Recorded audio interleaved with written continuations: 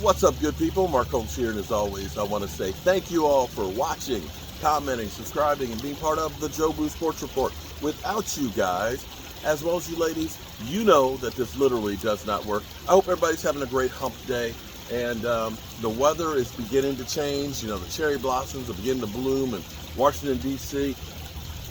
I've got a tulip over here that's actually blooming, and my irises are popping up, and you can even see the fish are swimming around. So that means it's getting close to springtime here, or it feels like springtime. Actually, yesterday was the first day of spring, wasn't it? So it's springtime, hallelujah, which means the draft is a little over a month away, and we'll be heading there. That's right, me, Game Time Brian, Primetime Phil, Daniel, David Wiley, and DMV. We will be there at the draft bringing you some of the best coverage out there. So we have some news where we actually have to pat the Dallas Cowboys on the back for doing something. Here's the thing. I know a lot of you are upset because we let go Zeke, okay? You say, man, Zeke, and listen, Zeke Elliott is a team leader. He is truly a team leader and has been an outstanding Dallas Cowboys. I put him up there as one of the best running backs that the Cowboys have had in their history. The things that he has done and the way he has sacrificed his body is unbelievable. I love Zeke. I met Zeke and stuff and told him, I'm one of the biggest Cowboy fans there. He's like, everybody says that. No, I live the Dallas Cowboys every single day. Y'all know it. I'm right here talking about them every day. But unfortunately, Father Time is undefeated. And one of the problems for our Cowboys are they hold on to people for too long. Way too long. And when you do that, it kind of screws you over. You just can't overpay people. So the Cowboys releasing Zeke Elliott, it'll give us $11 million this year of cap relief, but technically it's still costing us $5.6 million this year and $5.6 million next year on dead money on our cap. And then, of course, we got Tony Pollard, who right now is a $10.6 million or $10.1 million cap hit on the franchise tag. So we have Ronald Jones, me and running back Ronald Jones. Yeah. Ronald Jones, who's averaged 4.4 yards per carry in his career, be it he's under 3,000 yards. He's been in the league for 6 years, so he doesn't have a lot of hard miles on him. He's got about 505 carries in his career. Here's the thing that's kind of crazy, and this lets you know how bad the running back market is, okay? This is not the year to be looking for a big contract, Barkley, as a running back. Do you know what the Cowboys signed him for? I think it's $1.1 million with like an $800,000 signing bonus. His cap number for this year, wait for it, it's $982,000.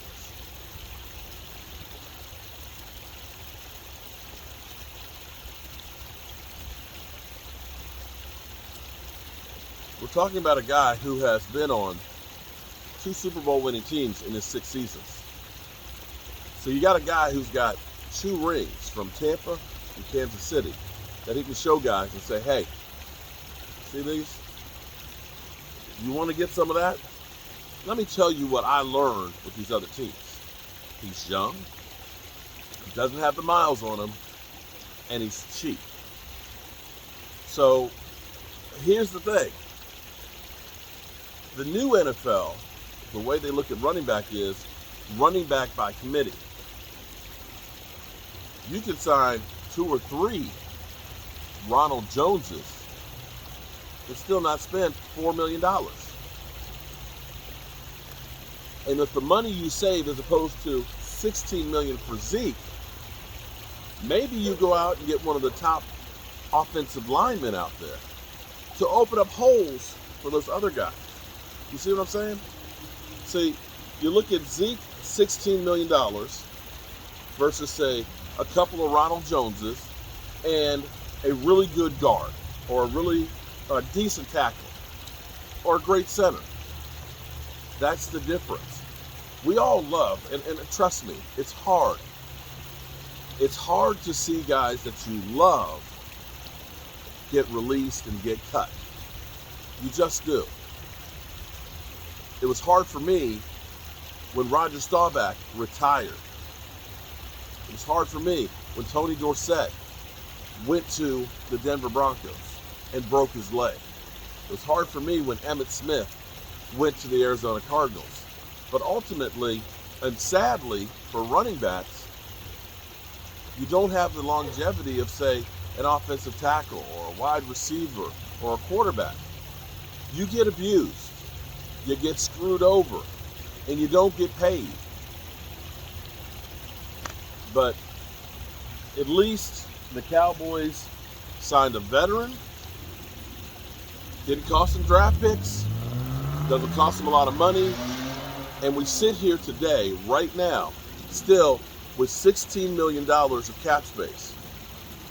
Where does that sit in the hierarchy of the NFL right now? We're 10th with cap space. Now, don't ask me how New Orleans has more cap room than we do when they were $65 million under. I don't know how they did that shit. But we still have, 10th highest. We still have cap room, and that's before we get the $11 million come June 1st. So look for the Cowboys to definitely say, we've got some room here, we can still do some things, but taking their time and biding their time. Because see, when you don't get that contract real quick, it's kind of like musical chairs. You start thinking, uh-oh, I need to find a place to go. I need to find a team where I want to be. And the longer it goes, the more that desperation starts setting in. Where before you may have been looking for a whole lot, as time goes on, you start looking and saying, okay, I need to lower my price because I want to have a job this year. That's what we're getting right now with free agency. The big money's gone. Now, it's musical chairs, and the players don't want to be left without a seat. I'm Mark Holmes, and man, I'm excited because spring is here. It's going to be 78 degrees tomorrow. The fish, look at them. They're getting lively again. Yeah. You look kind of fat. That one might be a lady. That show her? She may be ready to spawn. It's kind of crazy when they, I've only had baby fish a couple times, but it's actually brutal. When they start to spawn, so the belly's swollen up and got the eggs, the male fish will sit there and hit her on the side, keep running into her, trying to force out the eggs. And then you get like this foam covering that's on top of the pond. You know what that is.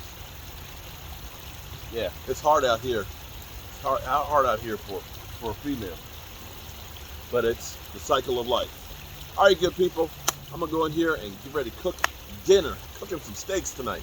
And for those out there who had started with me right after the season ended with my cooking and tailgating channel, I just hadn't had enough time to go ahead and keep content on there. I am down 11 pounds, and I'm actually going back full keto. So if you want to get some of that information and get back on the train and everything else, we're going to start trying to make sure we get that content out there and seeing what we can do. Let's see if I can get this fat behind down to 250. Or we can get crazy and say down to 240. It could happen. All right, peace.